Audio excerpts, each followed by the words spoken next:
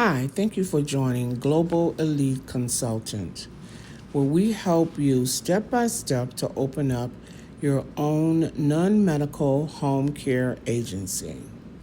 This week, we're going to talk about opening your agency in Washington, D.C., which is the District of Columbia. So, the first thing you want to do is decide on your name. What name are you going to use to start your agency? Then you want to figure out what's your structure. What do you want, an LLC or a corporation or sole proprietorship?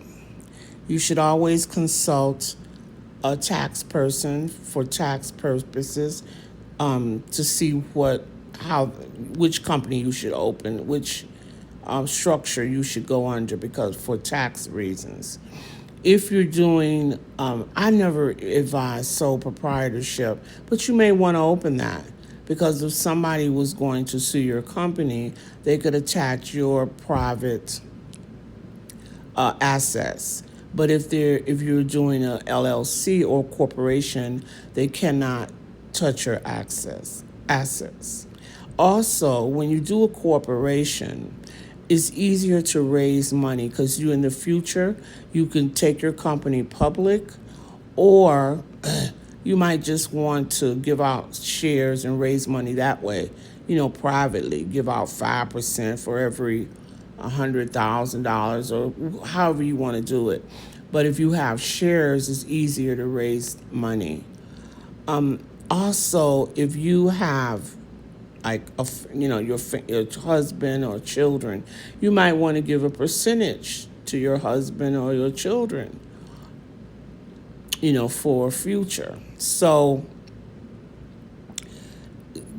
that's why I like a corporation. I always keep, quite naturally, I'm going to always keep 51% because that gives me controlling interest in my company. So you're going to set up that structure. Then you need to go to irs.gov and fill out the application to get your EIN number, which is your employer identification number. When you fill out the application, it will give it to you right there online. And then you'll take that letter and put it in your files. What are you going to use for your phone service? I like Grasshopper. I think that's a really good phone company. They have an auto attendant, way to answer the phone. You could transfer. This is like a regular business phone. You could transfer the extension anywhere, in your office, or transfer it to your house, or you have a voicemail for vacation, when you're away from vacation or when you're away from the office. I mean, it's really a professional setup. So I like Grasshopper. Also, let me see, you need a fax number. So if you don't have a fax machine, most people don't even use fax machines anymore, but they use a fax company. Like, I like eFax. There's so many fax companies out there you could get. Let me see. You can also, for agency home care, you're able to run those from your home. If you want to start off having your agency in your home. The thing is that when the state comes out to do the survey, you will have to, whatever room you're choosing to have as your office, it has to be able to have a locked door on it. So you couldn't have your office like in the living room, or you couldn't share your office with your bedroom. You need to have a separate room. It could be one of your bedrooms, but it's only used for the office. So you would have had to convert one of your bedrooms into an office, and you could do it that way. Also, when you have your offices in your home, on your main door, the door coming to your house, you have to post something saying what your office hours are.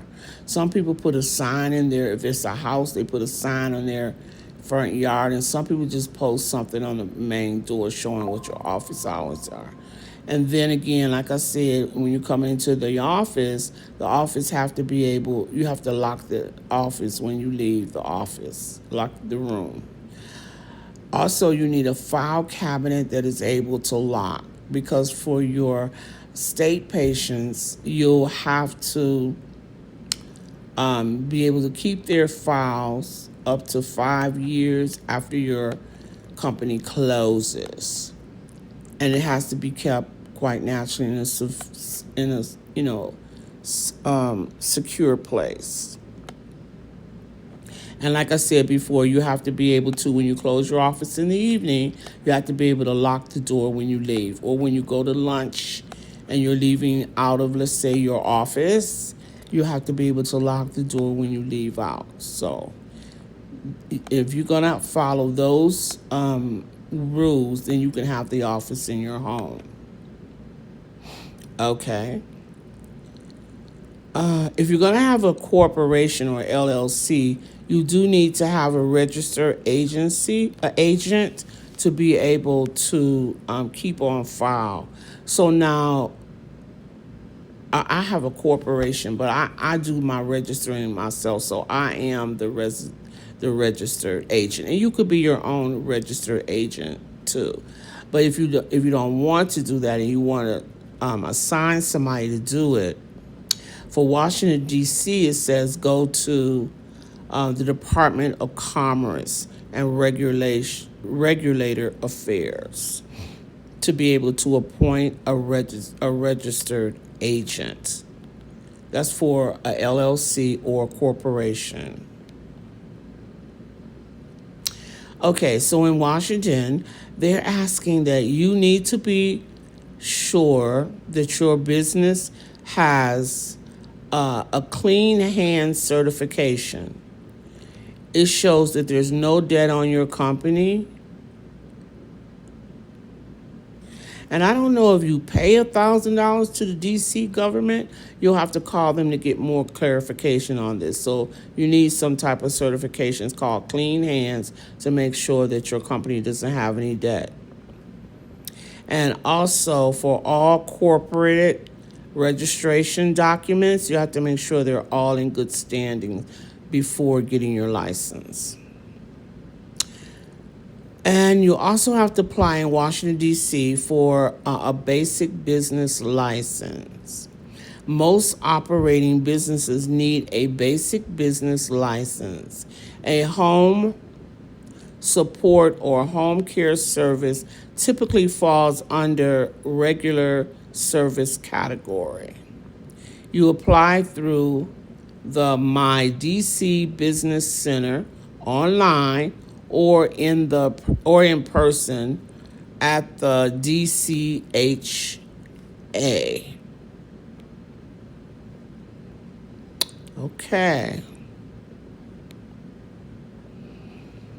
Then you have to apply, because Washington, D.C. does require that you have a home health license. So then you're going to have to go and put in an application to apply for a home care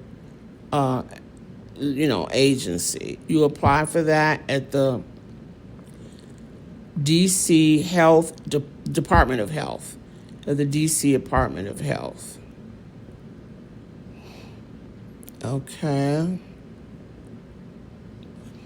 This license requires your agency to provide a non-medical services like personal care assistance, companion care, house making support, etc. You're going to submit your application, and there is an application fee. So to start this application is $1,750. Please check with this agency to make sure the price is still correct. To renew it, it says you'll need to renew every year or two. You'll have to check with the Department of Health to find out. And that renewal is $1,050. And again, these are typical estimations, so you want to file with them to get, to find out exactly how much. I will put the contact information that you need to contact, where you could contact them directly and ask any questions that you may have, or go to their website. I'll put it I'll post it. Okay. You do know that you would have to do a manager would have to do a background check. You need to get, business insurance. And you'll have to have the policy and procedure manuals. Now, if you're able to do all this yourself, apply for your license, and you just need somebody to help you with the policy and procedure manuals, we'll be happy to help you with that, just to do the policy and procedure manuals. They're going to run you anywhere between $2,500 to $3,000. You can give us a call at 720-591-2974. And I'll post that number also. That's 720-591-2974. That's Global Elite Consultant. Now, you will also,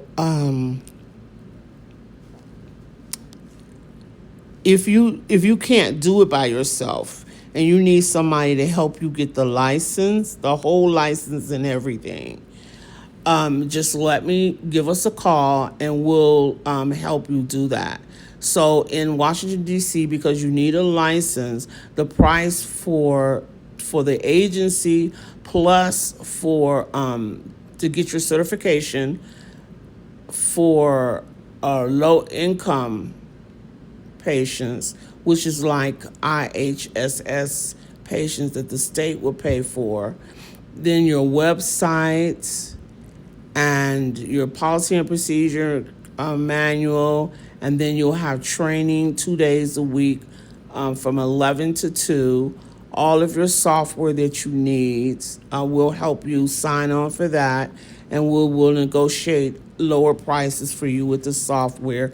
All of that is $15,500.